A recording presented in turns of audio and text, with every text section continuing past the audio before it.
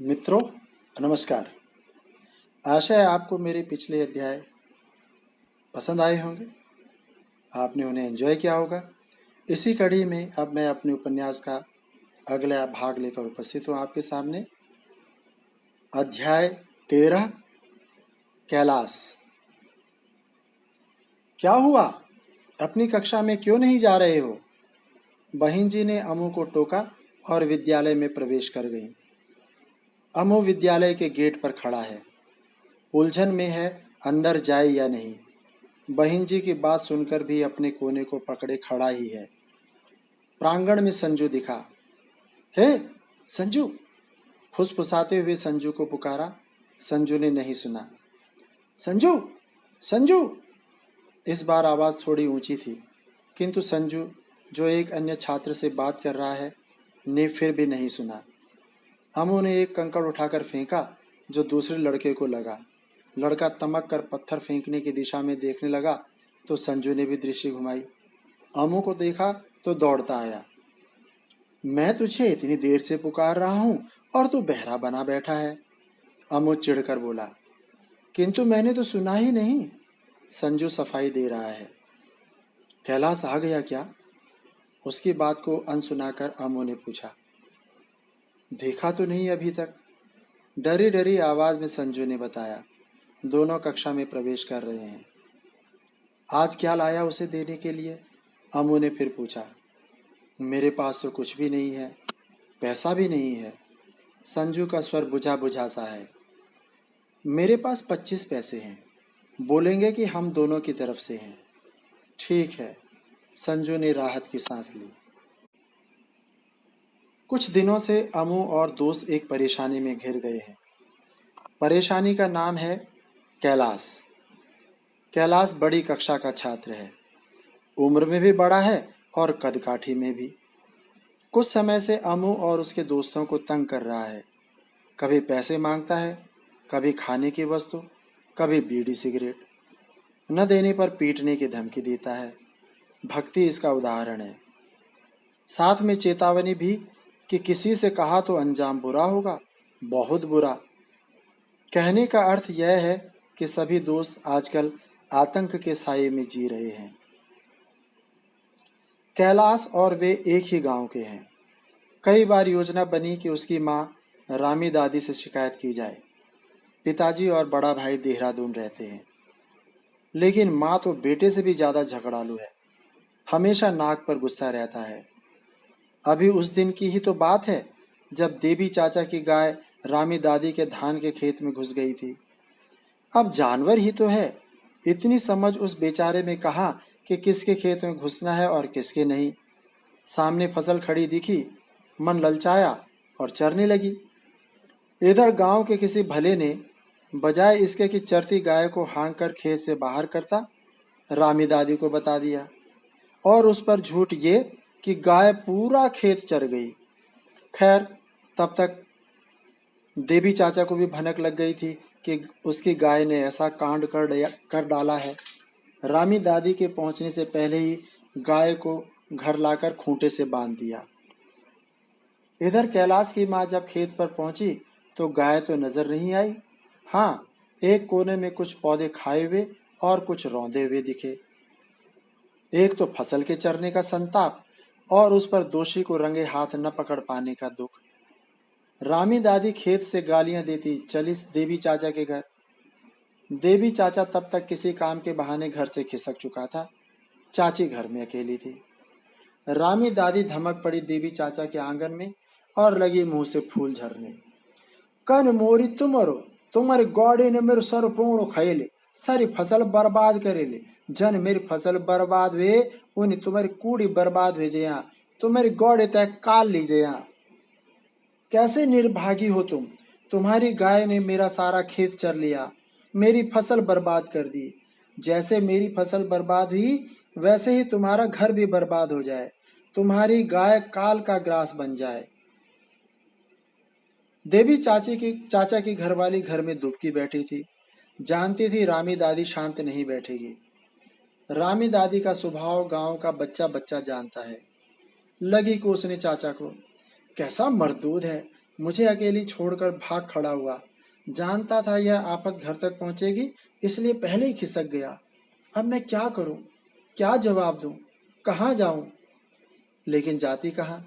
और चुप भी कब तक रहती? कुछ न कुछ प्रतिकार तो करना था। बाहर निकल आई। देखते ही रामी दादी को मानो दौरा पड़ गया। लगी उल्टा सीधा बकने। देवी चाचा की घरवाली ने विरोध किया। हे जी, मानती हूं कि गलती हुई, लेकिन जानवर ही तो है।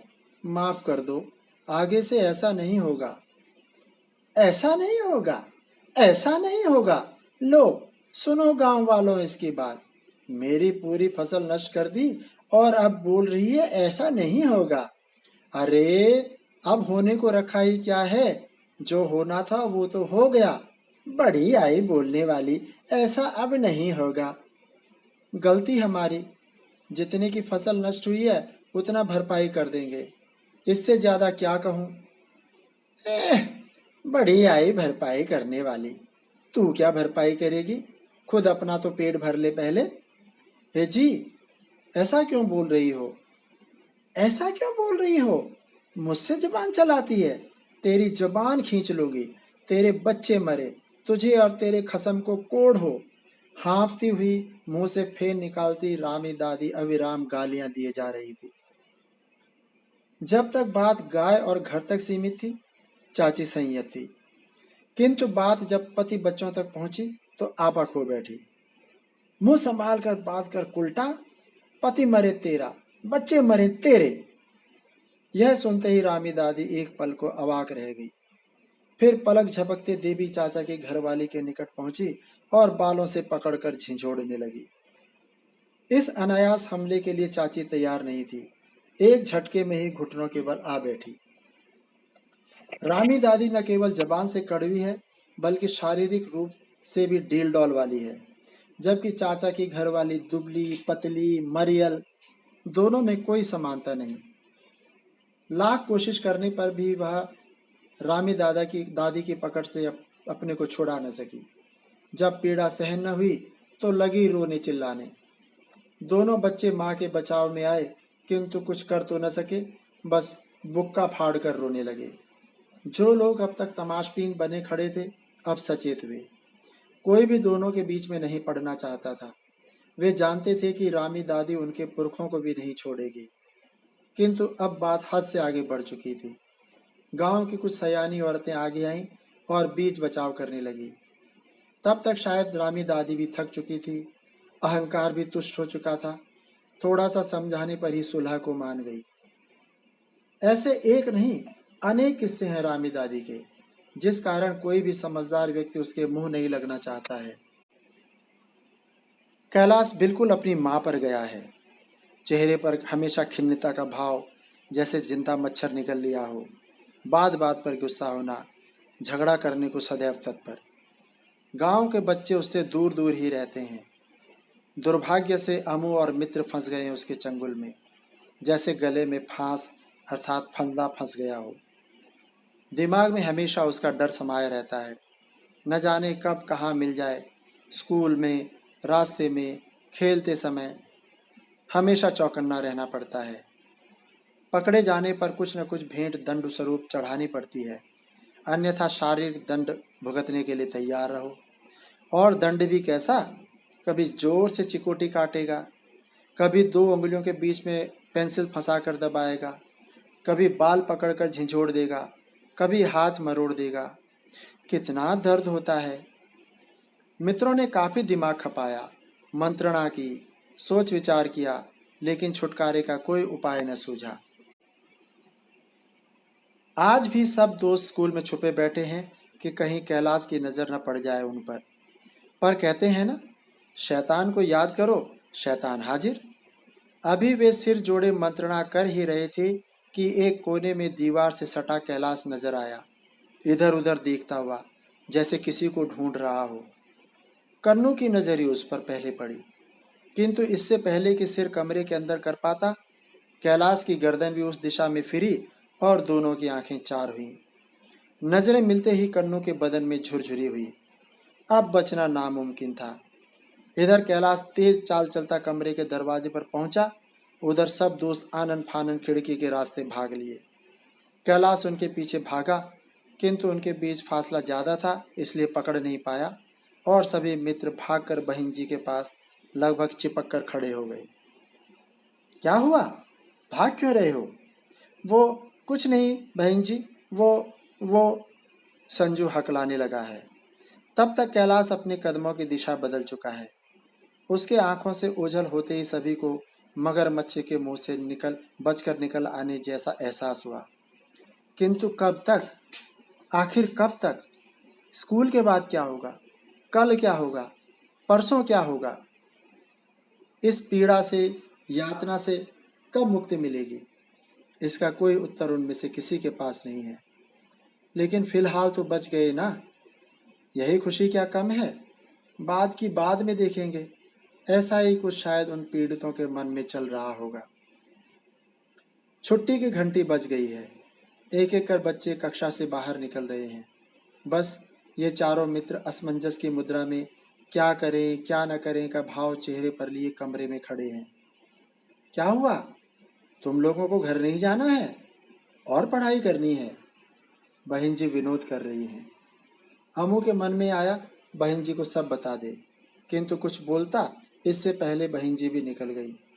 कमरे में अब केवल चारों मित्र रह गए।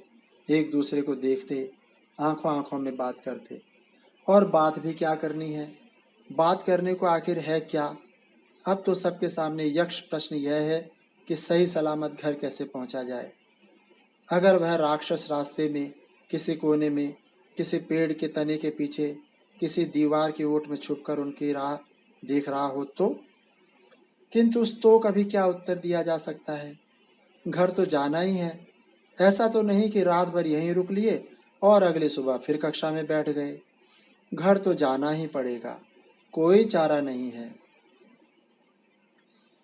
भक्ति ने कमरे से बाहर झांककर निरीक्षण किया, कोई नहीं है। चारों बाहर निकल आए। विद्यालय का प्रांगण पार कर मुख्य द्वार तक पहुंचे। गर्दन निकालकर देखा, रास्ता साफ नजर आया। सतर्क आंखों से चारों ओर देखते हुए घर को जाने लगे हैं। रास्ता खेतों के बीच से है। बीच बीच में छुटपुट घर हैं। खेतों में इस समय कोई फसल भी खड़ी नहीं है, इसलिए दूर दूर तक देखा जा सकता है। खतरे का कोई अंदेशा नहीं नजर आ रहा है। सामने गांव दिखाई दे रहा है। एक बार गांव की परिधि में पहुंच गए तो फिर कोई डर नहीं है। लोगों के बीच कैलाश उनको तंग करने का साहस नहीं करेगा। बस थोड़ी दूर और, एक मोड़ पार किया और पहला मोहल्ला आरंभ हो जाएगा। चारों में उत्साह का संचार हो रहा है। चंद कदम और फिर चलते चलते फिर कोई डर नहीं, कम से कम आज के लिए तो नहीं। उनके कदमों की गति बढ़ रही है। चलते चलते कब दौड़ने लगे पता नहीं चला। सबसे आगे अमू है। उसका घर गांव में सबसे ऊपर है। वह सबसे पहले पहुंचना चाहता है। एक मोड़ और सामने कैलाश खड़ा है। अमू के पैरों पर ब्रेक लगे। एकदम पीछे कन्नू था, अपने को संभाल नहीं पाया और अमू से जा टकराया। धक्के से अमू नीचे गिर पड़ा। तब तक बाकी तीनों संभल चुके हैं। कैलाश पर नजर पड़ते ही लगा बाघ सामने आ गया, जिसका जिधर सींग समाया उधर दौड़ पड़ा। पल भर में तीनों गायब। रास्ते में धूल पर पड़ा केवल अमू और सामने नाटकीय मुद्रा में कमर पर बायां हाथ रखे दाएं पैर को घुटने से हल्का सा मोड़े खड़ा कैलाश। अमू की उठने की इच्छा नहीं हो रही है। उसी मुद्रा में पड़ा है। लगा जैसे एक युग बीत गया। अमू और कैलाश दोनों जैसे प्रस्तर मूर्ति बने बैठे हैं। अंत में अमू ने सिर उठाया, होठों को टेढ़ा कर तिरस्कार पूर्ण मुस्कुराहट चेहरे पर बिखेरे कैलाश अमू पर आंखें टिकाए हुए है। उसी मुद्रा में अमू ने नजरें चुराकर आगे पीछे देखा। शायद गांव का कोई मानव, कोई जानकार दिख जाए, किंतु निराशा हाथ लगी। अचानक कैलाश का हाथ बालों पर महसूस किया। अमू को बालों से पकड़कर खड़ा कर रहा है। दर्द हुआ, चिल्लाने की इच्छा हुई, किंतु आवाज गले में घुटकर रह गई। लड़खड़ाकर किसी तरह उठा, चेहरा उठाया। कैलाश की भेदती आंखें उसे घूर रही हैं। कहाँ जाओगे तुम लोग मुझसे बचकर? मेरे हाथ बहुत लंबे हैं ठाकुर। कैलाश के बोलने में जबरदस्त नाटकीयता है। एक बारगी हमू को हंसी आई, फिर वास्तविकता का भान हुआ तो आंसू आने लगे। वाह बेटा, रो रहा है? जब मैं ढूंढ रहा था तब तो छुपे बैठे थे। अब बता, क्या करेगा तू? देखूं तो जरा। कहते हुए अमू के बालों पर उसकी गिरफ्त और सख्त हो गई है। ओह, दर्द हो रहा है। कहते हुए अमू की आंखों से झरझर आंसुओं की झड़ी लग गई है। याद आया, जेब में 25 पैसे का सिक्का पड़ा है। झट निकाल कर आगे बढ़ाया। मेरे पास यही है, मेरा और संजू का। एक क्षण कैलाश ने सिक्के को घूर कर देखा, फिर मानो वितृष्णा से दूसरे हाथ के अंगूठे और तर्जनी से पकड़कर निकर की जेब में खिसका दिया। लेकिन जो हरकत आज तुम लोगों ने की वह गलत थी, उसकी सजा तो मिलनी चाहिए। बाकी तीनों तो भाग गए। हालांकि जाएंगे कहाँ, आज नहीं तो कल तो पकड़ में आएंगे ही, लेकिन आज तो तेरी ही कुछ पूजा की जाए। कैलाश ने अमू की बाह पर जोर से चूंटी काटी। अमू पीड़ा से बिलबिला उठा। एक तो कोमल मुलायम शरीर, ऊपर से हाफ शर्ट पहनी है। भयंकर दर्द हुआ, किंतु अभी इस पीड़ा से उबर भी नहीं पाया था कि कैलाश ने दूसरे हाथ पर भी चिकोटी काटी। अब तो पीड़ा असह्य थी। ऐसा लगा मानो कई चींटियां एक साथ काट रही हों। अमू जोर जोर से गला फाड़ कर रोना चाहता था, किंतु आश्चर्य है कि होंठ भींच कर रह गया। तब तक कैलाश अपनी पकड़ ढीली कर चुका था। अमू दर्द से बिलबिला रहा है, लेकिन विवेक काम कर रहा है। जैसे ही कैलाश की पकड़ ढीली हुई, अमू ने झटके से अपने को छुड़ाया और घर की ओर दौड़ लगा दी। कुछ दूर पहुंचकर पीछे देखा, कहीं कैलाश तो नहीं आ रहा है, किंतु वह न जाने कहाँ गायब हो गया था। जब कैलाश का भय खत्म हुआ तो दर्द की अनुभूति बढ़ने लगी। कभी एक हाथ को सहलाते, कभी दूसरे को जोर जोर से रोने की इच्छा होने लगी। किंतु तब तक गांव आरंभ हो चुका था और लोग दिखने लगे थे, इसलिए अपने को नियंत्रित किया। क्या वेर है? सुखी चुक्की लाच लड़ क्यों? क्या हुआ? ये मुंह क्यों लटका हुआ है? किसी से झगड़ा हुआ क्या? दादी ने गेहूं सुखाने आंगन में डाले हैं, कल माँ चक्की में पिसाने ले जाएगी। कुछ नहीं। अमू चुपके से अपने कमरे में जाना चाहता है, किंतु दादी ने हाथ पकड़कर रोक लिया है। हाथ पकड़ते ही देखा, एक जगह धब्बा हो रखा है, खून जैसे जमकर काला हो गया है। यह क्या है? ततैया ने काटा है क्या? दादी के चेहरे पर हैरानी है। ना, कुछ नहीं हुआ, छोड़ो ना मुझे। अमू का चेहरा तमतमा गया है। और तेरी आंखों को क्या हुआ?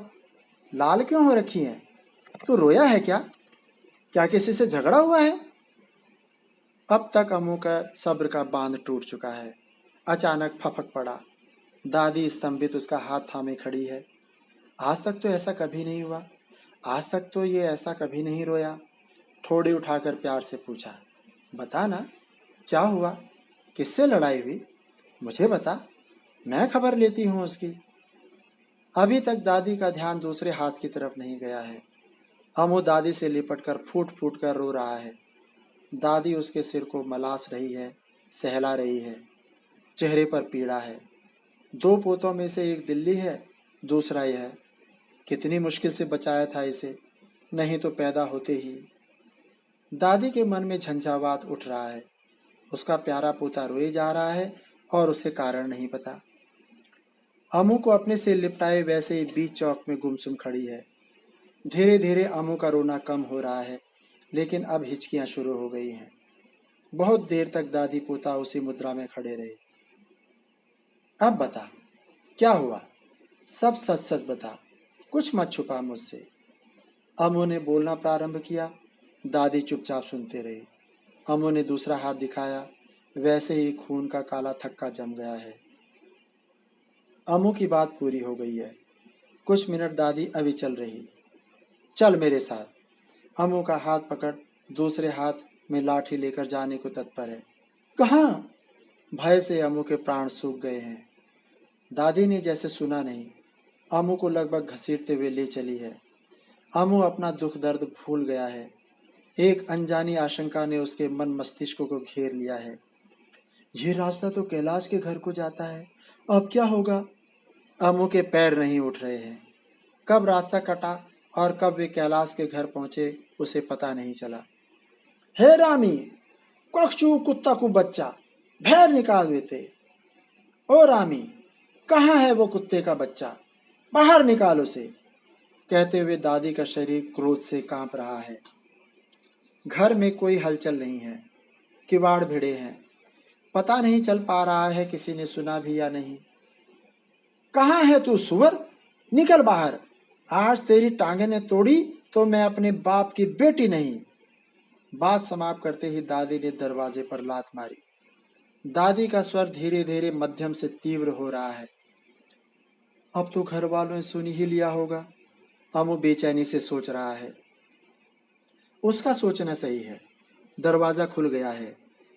दरवाजे के ठीक मध्य में रामी दादी खड़ी है।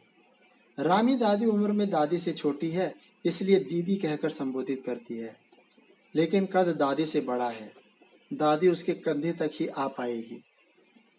क्या हुआ? तीखी खींची आवाज में रामी दादी पूछ रही है। शायद सो रही थी, नींद में खलल पड़ा। चेहरे के चिड़चिड़ेपन को देखकर अंदाजा लगाया जा सकता हुआ। क्या हुआ? मुझसे पूछती है क्या हुआ? जाकर अपने लड़के से पूछ उसने क्या किया है आज मेरे पोते के साथ। ये देख। कहते हुए अमू की एक बाह फिर दूसरी बाह रामी दादी के आगे कर दी है। ये देख, मेरे पोते को मारा है उसने। बुला उसे, पूछ उससे उसने ऐसा क्यों किया। नहीं तो ला उसे मेरे सामने, मैं पूछूंगी उससे क्यों उसने मेरे पोते को मारा। कहते हुए दादी हाँफने लगी है।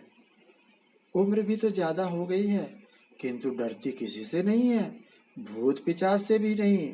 फिर ये रामी दादी क्या चीज है। अमू का सीना चौड़ा हो गया है। रामी दादी बैकफुट पर है, ये उसके हाव भाव से पता चल रहा है। चेहरे पर असमंजस है, क्या करे क्या न करे समझ नहीं पा रही है। अब तक गांव वाले भी जुटने लगे हैं। कुछ साहस करके अमू के हाथों का निरीक्षण भी कर चुके हैं। किया तो बहुत बुरा है जिसने भी किया है। देवी चाचा दबी आवाज में मत व्यक्त कर रहा है। हे दीदी, बुला अपने लड़के को, पूछ लेना उससे। सुशीला ताई ने भी छौंक मार दी है। कैलाश, कैलाश, कहाँ है? बाहर आ। क्या तूने अमू को मारा है? अंदर चुप्पी है। कैलाश शायद सो रहा है। कैलाश, पुकार कर दादी ने कुछ क्षण इंतजार किया।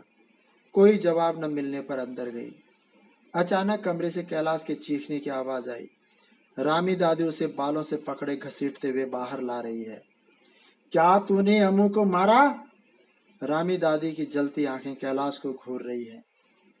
कैलाश के चेहरे का रंग उड़ गया है। उसे अमू से ऐसी गद्दारी की उम्मीद नहीं थी। एक बार अमू को उड़ती निगाहों से देखा, फिर आंखें नीचे कर ली। अचानक पट की आवाज आई और साथ में कैलाश के रोने का स्वर। रामी दादी उसके गाल पर एक जोरदार तमाचा जड़ चुकी है। सभी हतप्रभ हैं। किसी ने रामी दादी से इसकी अपेक्षा नहीं की थी। सभी सोचे बैठे थे वह अपने बेटे का बचाव करेगी, किंतु यहाँ तो। बता, क्या तूने अमू को पीटा? रामी दादी का सीधा सवाल, जवाब भी सीधा होना चाहिए। पर कैलाश महाशय तो जवाब देने के बजाय और जोर जोर से रोने लगे। अमू को उस पर दया आई। बता, जवाब दे, रोना बंद कर, नहीं तो एक और पड़ेगा दूसरे गाल पर। और बात समाप्त होने के साथ ही कैलाश का दूसरा गाल भी बज उठा। कैलाश का डील डॉल भी अपनी माँ जैसा ही है, किंतु है तो वह बच्चा ही। दूसरा झापड़ सह न सका और धक्के से दूसरी तरफ जा गिरा।